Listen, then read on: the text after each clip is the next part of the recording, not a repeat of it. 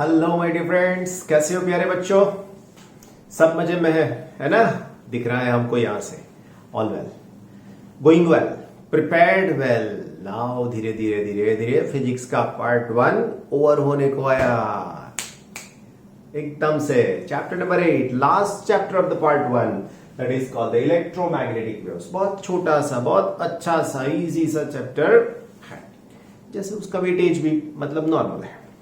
अभी हम लोग इसके अंदर एक नया कंसेप्ट बिल्कुल फिजिक्स के लिए, और वो टाइम के ऊपर तो ये कंसेप्ट को इतना अच्छा माना गया था, और इसकी देन आज तक हम लोग उसका यूज कर रहे हैं। जो हम लोगों ने अभी यूज कर रहे हैं ना, वो बहुत पहले थियोरेटिकली कोई अलग साइंटिस्ट ने बताया था, प्रैक्टिकली कुछ अलग बताया, लेकिन उसकी हिस्ट्री कुछ अमेजिंग है। देखते क्या है आपके साथ में, और हमारे साथ में भी आप बने रहिए, ताकि आपको ये थियोरी, चैप्टर की एक ही थियोरी इंपॉर्टेंट है, बाकी तो सब इंफॉर्मेशन है, राइट। तो क्या है, सबसे पहले लॉजिक समझो। चैप्टर नंबर 1, 2, 3 में जो बेस बनाया ना हम लोगों ने, उसका यूज किया चैप्टर नंबर 4 में। Have you seen that if there is a current will passing through the conducting wire, then around it the magnetic field gets produced. If we have two conducting wires placed near to each other, then the attractive force acting between these two or repulsive force acting between these two. क्या सीखा यहां पर आप लोगों ने? तो current pass होने से आपको मैग्नेटिक फील्ड मिलता है। अगर करंट वेरी होता है तो उसके अकॉर्डिंग मैग्नेटिक फील्ड भी चेंज होगा, ऐसा आप लोगों ने सीखा। बहुत अच्छे से उसके अंदर आप लोगों ने चैप्टर नंबर 1 के अंदर जो गॉस लॉ पढ़ा था, वैसा ही कुछ इंटीग्रेशन वाला लॉ चैप्टर नंबर 4 में पढ़ा, एम्पियर्स सर्किटल लॉ। कंक्लूजन क्या था एम्पियर्स सर्किटल लॉ का? If there is a current it will produce the magnetic field, right. अभी आपके दिमाग में कुछ अलग सा आया था जो हम लोगों ने चैप्टर नंबर 6 में पढ़ा। As the magnetic field gets change, it will produce the change in the flux. Due to that EMF is produced. EMF is what? Electromotive force. So by varying the magnetic field, you can produce the electric field, or you can produce the current, or you can produce the induced EMF. एक के बाद एक के बाद एक के बाद एक समझ रहे हैं। पहला क्या था? Current carrying wire magnetic field produce करता है। Change in the magnetic field will produce what? Change in the magnetic field produce the EMF, induced EMF, induced current. Change in the magnetic field will produce the electric field. Now the final question, scientist के दिमाग में अभी भी वो time पे घूम रहा था, अभी भी नहीं मतलब वो टाइम के ऊपर तो क्या घूम रहा था, इसका कंक्लूजन एक स्टेज अगर मिल जाता तो ये सर्कल पूरा हो जाता। और वो क्वेश्चन ये था प्यारे बच्चों कि if change in the electric field can it produce the magnetic field? Yes और no? If yes then prove हो जाता। ये सबसे पहले दिमाग में आया मैक्सवेल के दिमाग में, साइंटिस्ट थे। मैक्सवेल ने सोचा कि अगर electric current magnetic field produce कर सकता है, change in the magnetic field will also produce the electric field, can it possible that change in the electric field also produce the magnetic field? If yes, finish. तो सबसे पहले Maxwell ने इसके लिए बहुत बहुत बहुत सोचा, क्योंकि उन्होंने जो कुछ भी बताया था वो पूरा का पूरा थियोरेटिकल था। 32 साल लग गए उसको प्रैक्टिकल प्रूफ देने के लिए साइंटिस्ट को। समझ रहे हो वो बात?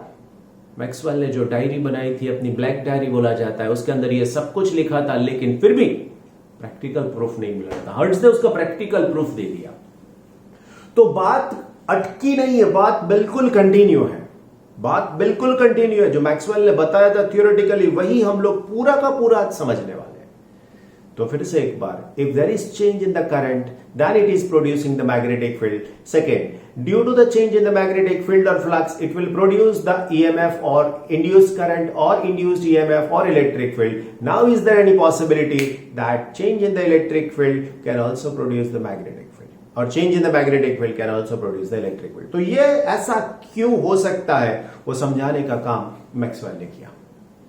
तो मैक्सवेल जब ये सब कुछ समझा रहे थे, तब उनके दिमाग में जो एम्पियर का सर्किटल लॉ था ना, उसके अंदर कुछ करेक्शन करना चाहिए, ऐसा उनको लगा। क्यों लगा वो भी समझा रहा हूं, यही थियोरी के अंदर समझा रहा हूं। अभी आप समझो कि मैक्सवेल ने जो उसकी थियरी बनाई थी उसमें 4 पिलर्स रखे गए थे। वो 4 पिलर्स कौन से थे? Gauss law in the electric field, Gauss law in the magnetic field, ampere circuital law और लास्ट में था फैराडे लॉ। लेकिन करेक्शन सिर्फ और सिर्फ मिला किसके अंदर? तो करेक्शन सिर्फ और सिर्फ मिला एम्पियर सर्किटल लॉ। कैसे और क्यों मिला वो समझाने का ट्राई कर रहा हूं अभी। पूरा का पूरा बने रहे क्योंकि इसमें से क्वेश्चन हमेशा पूछे जाता है और ये समझना थोड़ा ट्रिकी है। इतना सीधा साधा नहीं है जैसे पैरेलल सीरीज कनेक्शन समझ लिया आपने, किरचॉफ रूल समझ लिए, गॉस लॉ समझ लिया। इतना मतलब स्ट्रेट फॉरवर्ड नहीं है, ये थोड़ा बहुत ट्रिकी है। पहले से लास्ट तक आपको देखना पड़ेगा तब जाके आपको समझ में आएगा। सो सी माय डियर फ्रेंड्स, सबसे पहले what about the ampere circuital law statement क्या था बच्चों आपके पास? तो इसका टॉपिक जो है उसका नाम जो है हमारे पास डिस्प्लेसमेंट करंट समझाना है। अभी हमको डिस्प्लेसमेंट करंट समझाना है, करेक्ट है। क्या ये डिस्प्लेसमेंट करंट? तो उसको समझाने के लिए सबसे पहले मेरे पास एम्पियर सर्किटल लॉ का हमारा जो पुराना फॉर्मूला है वो है close integration vector B dot dl this is equal to mu not and I this is all. आप ये I को टाइम के साथ में चेंज होने वाला बता भी सकते हो, ऐसा ले सकते हो, correct. So this is equation number 1। Maxwell ने बताया यार इसके अंदर कुछ करेक्शन करना चाहता हूं मैं, वो टाइम के ऊपर तो आप प्रूफ दे दो आपका सही हो जाएगा, अभी प्रैक्टिकल भी दो प्रूफ भी दो तब सही हो जाता है। तो अभी हम लोग क्या कर रहे हैं? तो अभी हम लोग एक कैपेसिटर के चार्जिंग की प्रोसेस समझा रहे हैं। फिर से एक बार, कैपेसिटर की चार्जिंग की प्रोसेस समझा रहे हैं। See suppose I have one capacitor like this, मेरे पास एक कैपेसिटर है ऐसा, राइट। उसकी 2 प्लेट्स ऐसे रखी जाती है, one is positively charge plus Q and other one is negatively charge minus Q, right. Plus plate के ऊपर चार्ज भी प्लस रहेगा, ऐसे ही माइनस प्लेट के ऊपर भी चार्ज माइनस, ऐसा कुछ होगा ना। आपको मालूम है if I want to use this Ampere circuital law then I have to use this imaginary loop. एक सर्कुलर लूप लेना पड़ेगा। So if I consider the circular loop here then like this is the circular loop that I consider around the current carrying wire, क्योंकि यहां से current जाने वाला है। Current must pass through this one, right? So if I consider one point here P, my dear friends, can I find out the magnetic field at point P? So you can say, sir, yes, obviously, with this equation you can find out the magnetic field. ये equation का use करो आपको तुरंत magnetic field मिल जाएगा कोई भी time के ऊपर। Yes, and you are also right. So होगा क्या? So देखो, B तो B रहेगा ही रहेगा। अभी मैं स्केलर कर देता हूं, ये dl रहेगा 2 pi r, क्योंकि सपोज ये रेडियस r है and this is equal to mu naught and the current is I. So you can find out the magnetic field. This is the perfect answer of the magnetic field at this point B. अभी थोड़ा advance करते हैं उसको। Advance करना है मतलब क्या करते हैं? सी अगेन ये डायग्राम हम लोग फिर से यूज करते हैं। Again we are using the same diagram, same position, same condition, no change at all.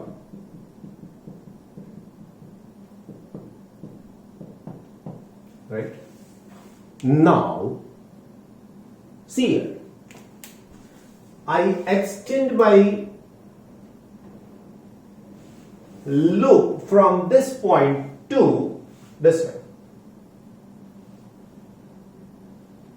This is a pot-like structure. Pot देखा ना आप लोग? ऐसा एक स्ट्रक्चर जिसका बेस बिल्कुल फ्लैट है, ये ओपन है, ये टिफिन बॉक्स जैसा आप बता सकते हो, है ना? तो ऐसा कुछ है। Now suppose I consider point M here, suppose I consider point M here, can I gate magnetic field at point M? आपका आंसर आने से पहले हिंट दे देता हूं, यूज दिस इक्वेशन। आप ये इक्वेशन का यूज करिए। करंट यहां से जा रहा है बेशक, can I get the current, sorry, can I get the magnetic field at point M? So आपका आंसर ये यूज करने से तुरंत मिलेगा, sir not possible that you are getting the magnetic field at point M. क्यों?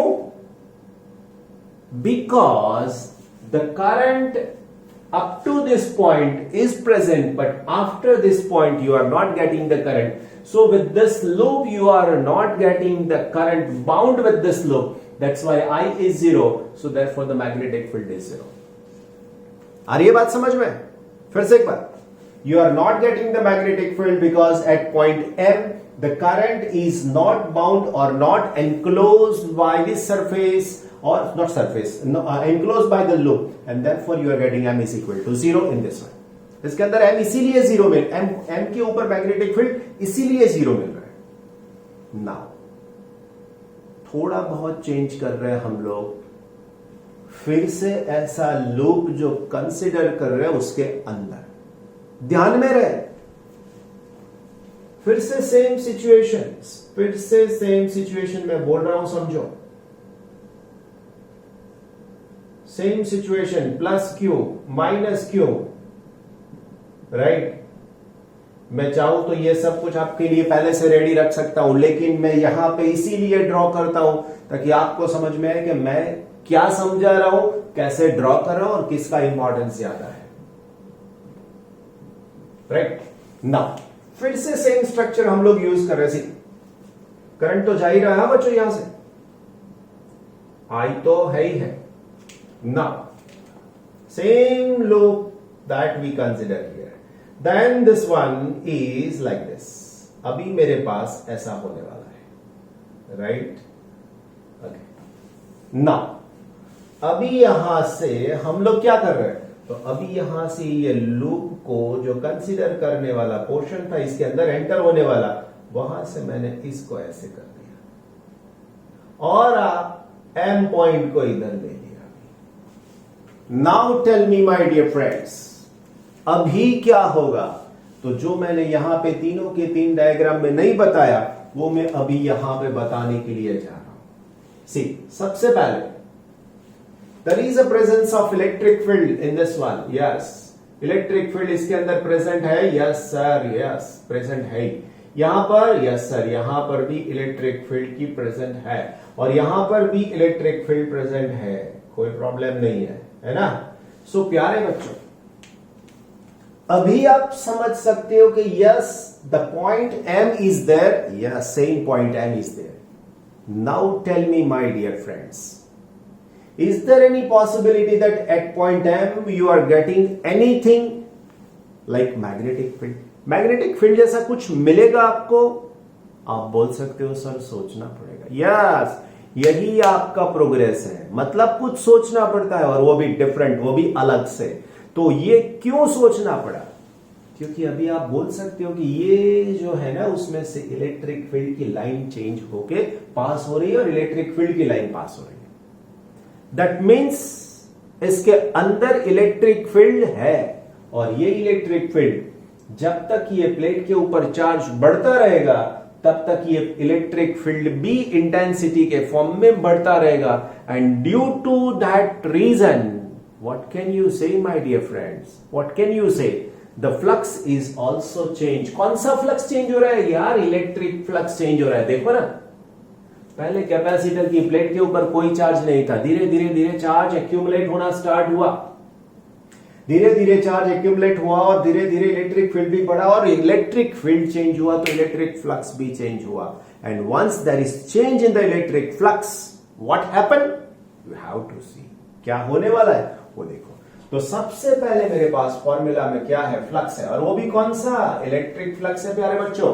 And this electric flux you know that phi is equal to what? क्या है electric flux का formula? It's very simple my dear friends, it is E into A. If you want to write this E in this way, then it is magnitude. How can you find out this E? E कैसे मिलेगा प्यारे बच्चों? So E बहुत easy है यार, it is sigma upon A, right? Into A, और sorry, sigma upon epsilon naught. पहले chapter में से फॉर्मूला लिया मैंने, याद करो पहले चैप्टर में।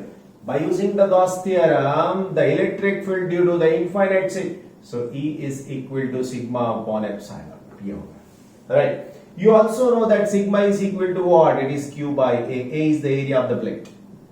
ये प्लेट का एरिया है दोनों plate, right?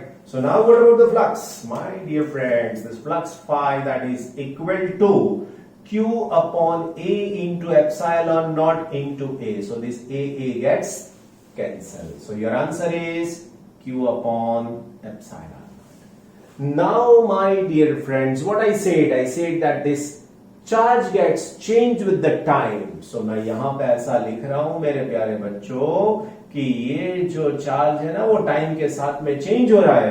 So obviously this flux is also gets changed. But what is dq by dt? So प्यारे बच्चों ये dq by dt क्या होगा? ये dq by dt जो होगा वो करंट होगा.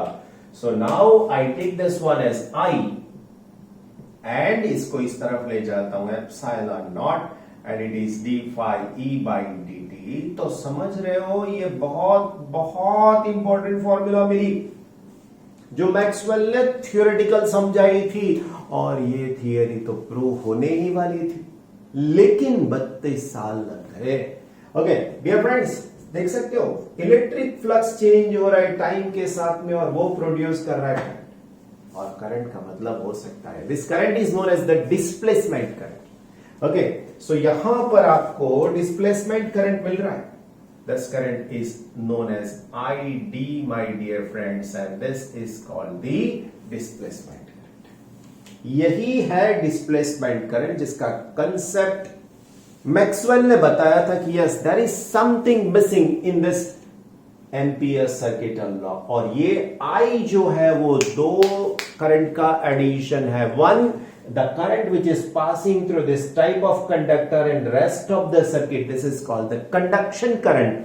And for a while, for a moment the current passing through here, आप बोल सकते हो between the capacitor. Yes my dear friends, the current passing through this one for a while and this current is called the displacement. इसी को नाम दिया है displacement current. Correct. अभी थोड़ा और इसके लिए समझना है, थोड़ा और इसके लिए समझना है. डायग्राम्स भी एक दो और ड्रॉ कर रहे हैं. ओके ओके प्यारे बच्चों, सो हमको दो करंट मिल गया है. One is the conduction current and other one is the displacement current. Conduction current कहां तक होता है प्यारे बच्चों? ये कैपेसिटर की प्लेट के बाहर की जितनी भी सर्किट होती है, बैटरी वगैरह वगैरह वगैरह, तो वो सब में जो करंट पास होता है this is called the conduction current. And basically in this equation ampere also considered the same thing. वही कंसीडर किया था उन्होंने, लेकिन मैक्सवेल ने बताया उसके अंदर कुछ इंप्रूव करना जरूरी है. क्यों? कुछ कम है और वो इंप्रूव करने से उनको फायदा मिला. वो टाइम के ऊपर मैक्सवेल ने वो 4 पिलर्स लेकर इसका सॉल्यूशन बनाया था. एंड वो सॉल्यूशन क्या दे रहा था बताएं? वो सॉल्यूशन ये दे रहा था कि इसमें से जो रिजल्टेंट इक्वेशन मिला वो वेव इक्वेशन था. और वेव इक्वेशन मतलब 11th स्टैंडर्ड चैप्टर नंबर जो आपका लास्ट था 15 नंबर वाला वो, और उसकी स्पीड, लाइट की स्पीड मिली उसको. मतलब समझ सकते हो जो अभी प्रैक्टिकली है उन्होंने थियोरेटिकली बता दिया था. राइट. तो अभी ये लास्ट डायग्राम को थोड़ा मॉडिफाई करके हम लोग समझने का ट्राई कर रहे हैं. फिर से एक बार देखो क्या बच्चों, अभी यही डायग्राम मैं यूज कर रहा हूं यहां पर. We have two plates of the capacitor like this. Capacitor की दो प्लेट्स मेरे पास है ना, ऐसे. This are the two plates of the capacitor. One is plus positively charge and other one is negatively charge. अभी ये तो नक्की हो गया कि यही मुझे यूज करना है. So if I use this one and considering this type of close loop, ऐसा कोई क्लोज लूप मैं यहां पे ले रहा हूं, तो अभी इलेक्ट्रिक फील्ड की बात की जाए तो यहां पे प्लस चार्ज है बच्चों, यहां पर वैसा ही माइनस चार्ज है बच्चों. Right. And the direction of the electric field is from plus two minus, that you know very well. So what about the magnetic field बच्चों? मैग्नेटिक फील्ड का डायरेक्शन क्या होगा? So this is at the tangent lines. Tangential form में हो सकता है. By using this type of rule, right hand rule, thumb rule, you can also find out the presence of the magnetic field. अभी ये सब magnetic field जो मुझे मिला उसका और एक डायग्राम समझाना चाहूं. अभी मैं इधर से देखूं राइट, क्रॉस सेक्शन बनाना चाहूं तो क्या हो सकता है? So if I find it in the form of cross section, so it is like this. So ये हो गया पूरा का पूरा ये सर्कल, जिसके अंदर कौन सा फील्ड है? सो इसके अंदर आप बता सकते हो कि यहां पे electric field like this. There is a presence of this cross cross indicating that this field is going inside, right. Then after उसके अंदर और एक लूप कंसीडर करना है हमको, ऐसा. ये लूप मैग्नेटिक फील्ड देने वाला है, और वो मैग्नेटिक फील्ड टेंजेंशियल डायरेक्शन में हो सकता है बच्चों. By this way you are getting this magnetic field. So this is nothing but B, this is also B, this one is B and this one is also B. Right? दूसरी बात करते हैं कि इसके अंदर क्या इंप्रूव किया Maxwell ने. तो इंप्रूव किया बच्चों, total current I is the sum of IC plus ID. Right, IC तो IC रहने ही वाला था. ID के लिए मैं ये लिख सकता हूं epsilon not then d phi E by dt. तो बच्चों एम्पियर का लॉ अगर लिखना चाहे मैक्सवेल के फॉर्म में, उसका नाम दिया था मैक्सवेल एम्पियर्स लॉ, तो वो फॉर्मेट कैसा हो जाता? सो बच्चों वो फॉर्मेट हो जाता Ampere's Maxwell law. So it is close integration vector B dot dl is equal to, now you have to write mu not and then I, ये वाला I. Then you can write, see, then you can write mu naught into IC plus ID. बच्चों IC कहां तक था? तो मैंने बताया ये बाहर का जो पूरा सर्किट है उसके अंदर IC था, ID खाली इसके अंदर था. So now I can write like this, close integration vector B dot dl is equal to mu naught IC. Then plus ID की जगह पर मैं ये लिख दूं, ये लिख दूं, ये लिख दूं. So it is mu naught epsilon naught then d phi E by dt. This is nothing but the Ampere's Maxwell law. तो यहां पर कॉन्ट्राडिक्शन जो था वो फिनिश हो गया. जो विरोधा मतलब एक दूसरे से अलग अलग जो बातें करते थे वो खत्म हो गई. यहां पर एकदम से प्रूव हो गया. फिर से बोल रहा हूं पहली वाली बात, कौन सी वाली? If there is change in the current, that means current will produce the magnetic field, right? Chapter number 4, sorry, yes, chapter number 4, Ampere circuit law. Then chapter number 6, by varying the magnetic field, by changing the magnetic flux will produce the EMF. Now the last statement, by changing the electric field, you are getting the current. आई बात समझ में? बस Maxwell ने यही समझाने का try किया. और फिर से जहां पर करंट प्रोड्यूस होता है वहां पर तो मैग्नेटिक फील्ड होना ही होना. सो जो मैक्सवेल ने 4 पिलर्स यूज किए थे, वो 4 पिलर्स कौन से थे?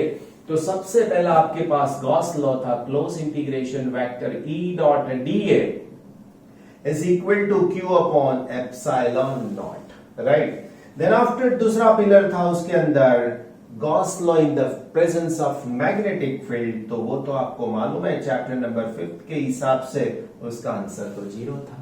नाउ फैराडे लॉ में क्या था? So d phi by dt is equal to E. लेकिन बच्चों ये E मिला कैसे? तो उसका फॉर्मूला लिखा जाए तो integration E dot dl, right. And finally this is nothing but the Ampere's Maxwell law, close integration B dot dl is equal to, you can write mu naught, then it is IC plus mu naught, यहां से ही लिखना है mu naught epsilon naught d phi E by dt. ये correction के बाद उन्होंने जो समझाया वो बहुत अच्छी बात. क्या समझाया उन्होंने? तो उन्होंने समझाया कि इसका रियलिस्टिक पिक्चर देखना चाहो तो वो है इलेक्ट्रोमैग्नेटिक रेडिएशन, इलेक्ट्रोमैग्नेटिक वेव्स. बहुत टिपिकल वे से उन्होंने ये सब सेकेंड ऑर्डर डिफरेंशियल इक्वेशन बनाए इलेक्ट्रिक मैग्नेटिक फील्ड के फॉर्म में.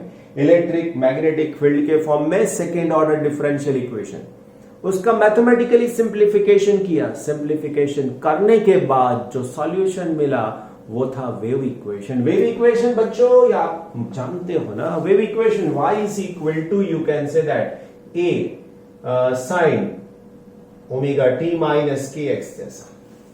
This is simple wave equation, sinusoidal wave equation. और उसकी स्पीड उनको जो मिली वो मिली speed of the light 3 × 10⁸ metre per second. और उन्होंने बहुत अच्छे तरीके से थियोरेटिकली समझाया था ये सब कुछ, राइट। तो बहुत अच्छे से याद करना है, समझना है, बार बार देखना है, क्योंकि आप समझ सको। अदरवाइज रीड करने के लिए बैठोगे, आपके हाथ में कुछ नहीं आने वाला। आई एम गारंटी यू कुछ नहीं आएगा। समझो, ये समझने के लिए दिमाग खत्म हो जाएगा कि यार क्या किया है, कैसे लिया है, ये क्या है, ये क्या है। समझो आप, राइट। और उसके ऊपर से अपने आप बनाओ। बहुत इजी होता है फिजिक्स, राइट। ठीक है।